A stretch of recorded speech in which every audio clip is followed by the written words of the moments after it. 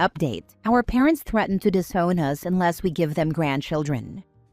Original post. For context, my fiancé and I have been in a relationship for the past 10 years and just recently got engaged. While it's understandable that 10 years might sound a bit too much, we started dating really early, and getting married was not a priority for either of us. We actually preferred to focus on our studies and careers for a while. She's a civil engineer, and I'm a medical student after getting a bachelor's and a master's. I do freelancing as a developer to pay for my living expenses. As we have been a couple for a long time, it is quite common for people to ask us when we're getting married and when we're having kids. While we are getting married as soon as I finish med school, we decided not to have children a long time ago, and we're still very certain of that decision, as both of us are more career than family-oriented.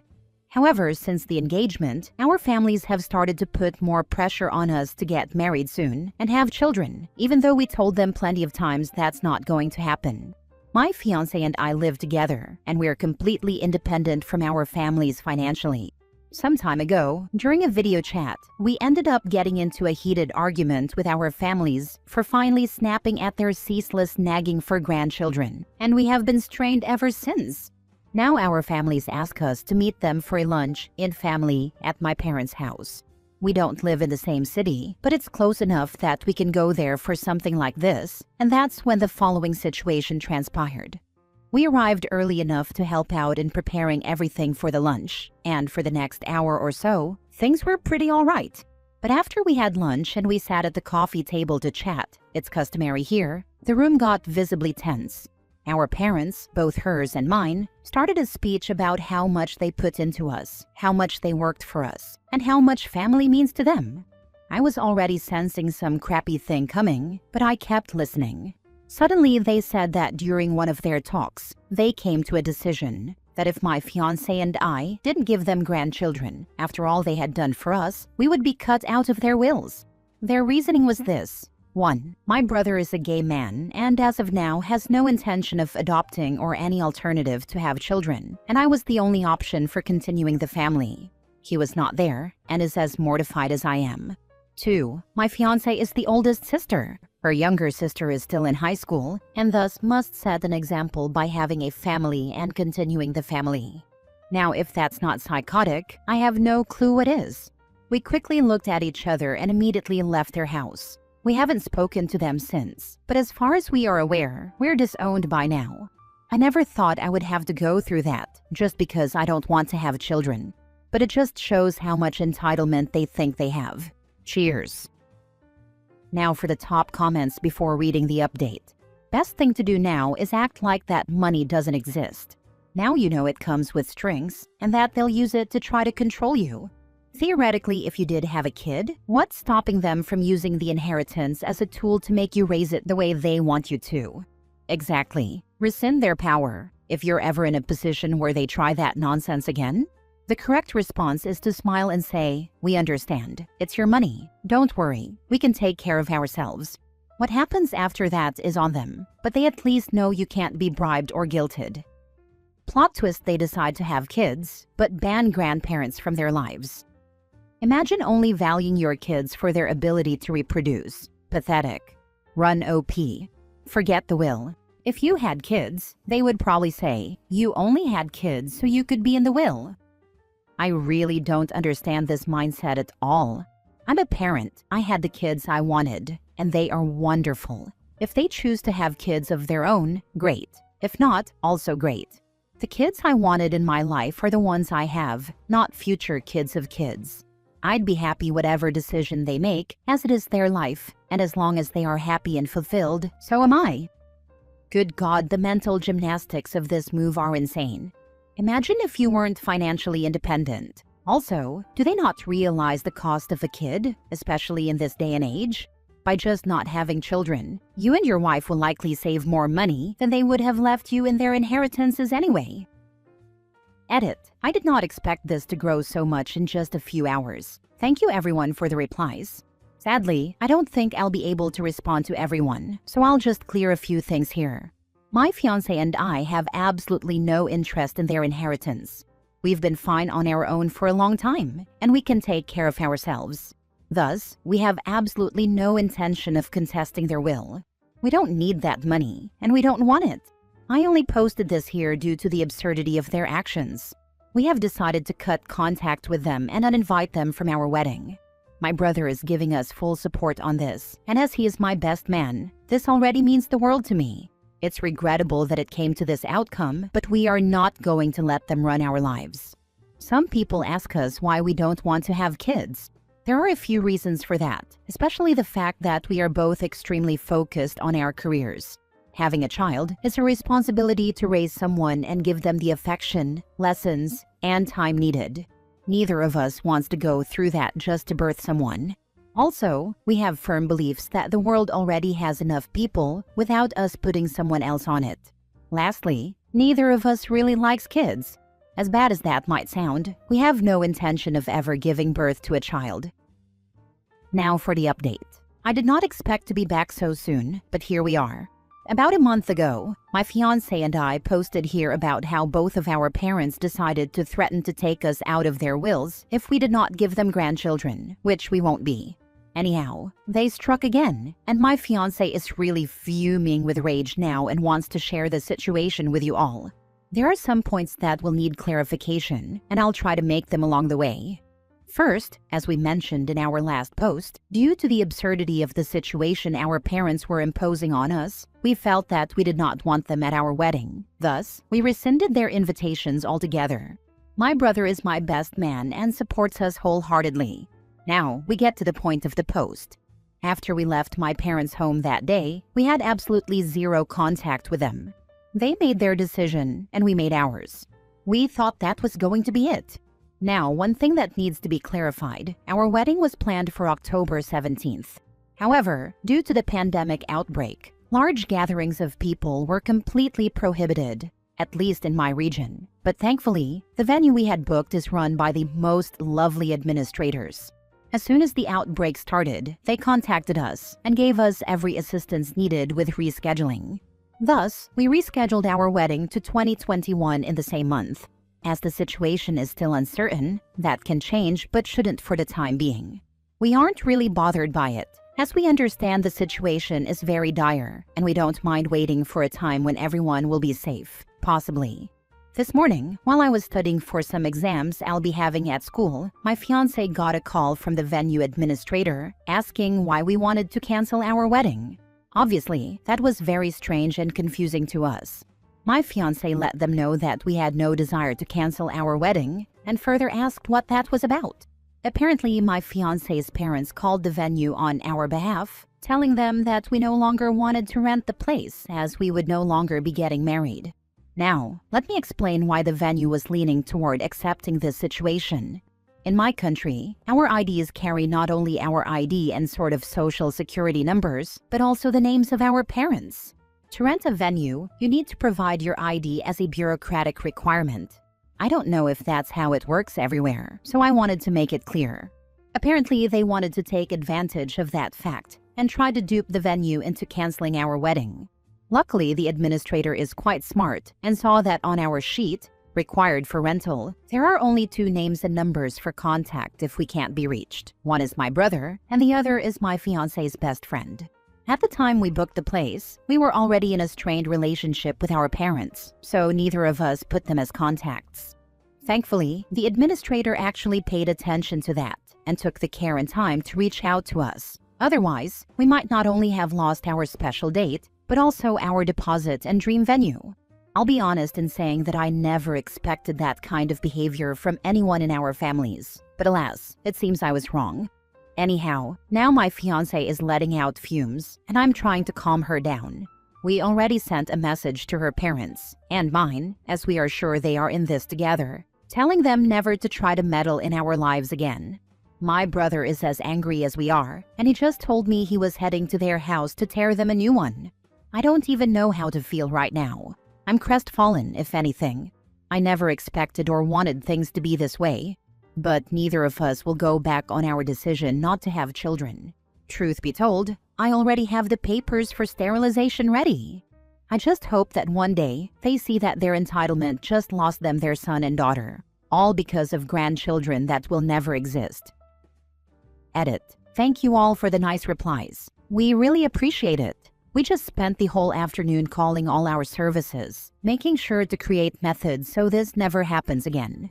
It's taken care of, and thank you all for the advice. I don't really know what my brother told them as he went from there to his work. I did get a text from them complaining that we released our rabid dog on them, which is amusing to be honest, as my brother is a very calm person. We won't contact them again. Once more, thank you all for the kind words. Edit 2. We did decide on passwords with all our contracts and shouldn't have any further problems. But on that note, for those who asked, our parents didn't give us a dime to pay for our wedding. We worked ourselves and paid for every little thing. They have absolutely no right over it. I did mention this in the previous post. We don't want their money, nor do we need it. We're just sharing and venting our frustration. Anyhow, thank you all for the lovely replies. Cheers. Last story. Update. Siblings are convinced mom has a secret stash of money, and they want it now while she's still alive. Original post. My brother, sister-in-law, sister, and brother-in-law feel as if mom should give them her house and property and move into an old folks' home or buy them a house. My mom is almost 80. She has all of her faculties about her. She is well educated and very spry. It's mostly my sister and brother causing all the trouble. A few years ago, my stepdad passed. He was a great guy and good to my mom. My older brother and my younger sister are convinced that mom has secret money left to her when stepdad died.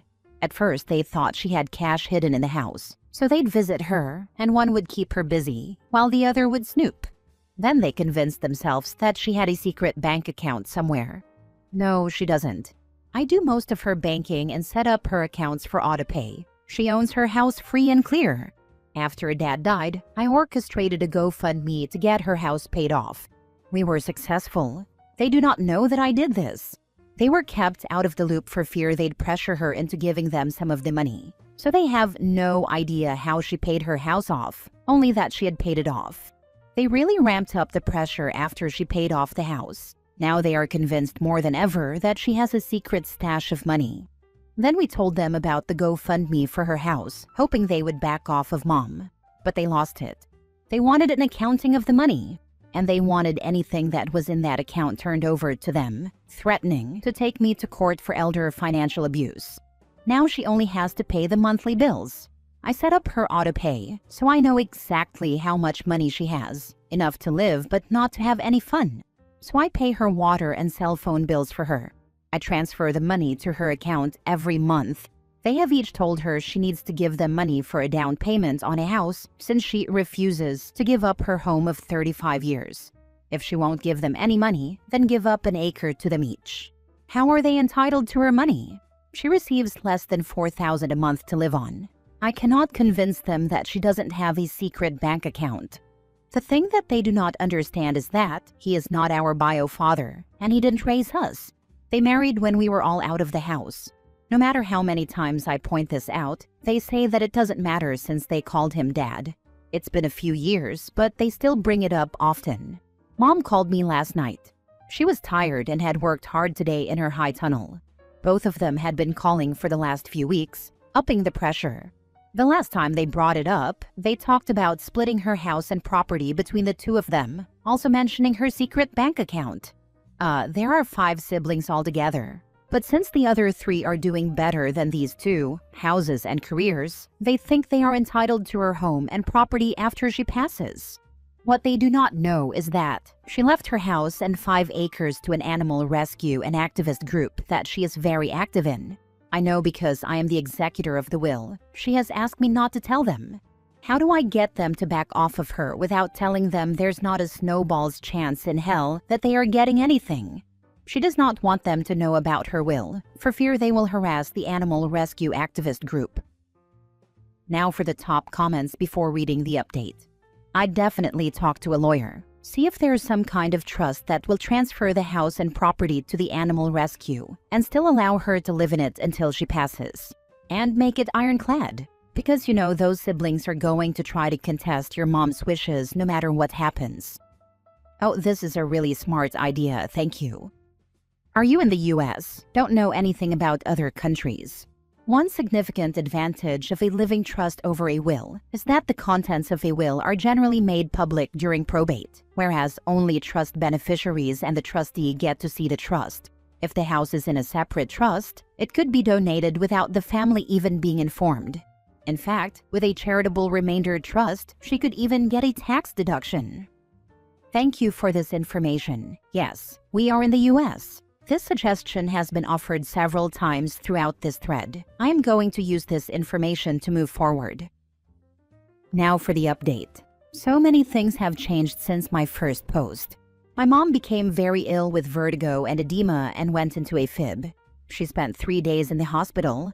They think that there is an issue with her pacemaker, but she and her doctor also suspect her high blood pressure meds. She needs to go to a specialist. She heads there tomorrow. During that time, the cat rescue that she was leaving her house and property to basically turned their back on her and didn't go in to help her with the animals she was caring for, animals that were dropped off by the rescue. She had to scramble to find outside help and pay for it when the rescue was supposed to help her. Apparently, the rescue had lost a large grant, and they are now telling fosters that they are on their own. My mom is feisty, and that pissed her off, so she decided she's not leaving them the property and house anymore. She has decided to make me executor of the will, with a stipulation that I will sell the property and divide the proceeds among her grandkids and great-grandkids. I will follow her wishes to the letter.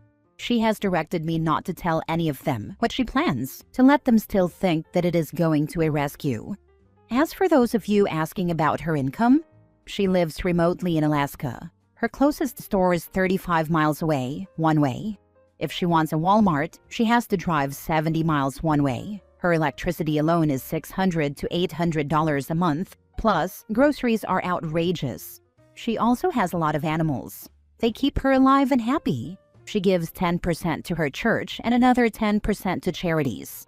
She has to pay for car payments, auto insurance, house insurance, water bill, and gas for the truck.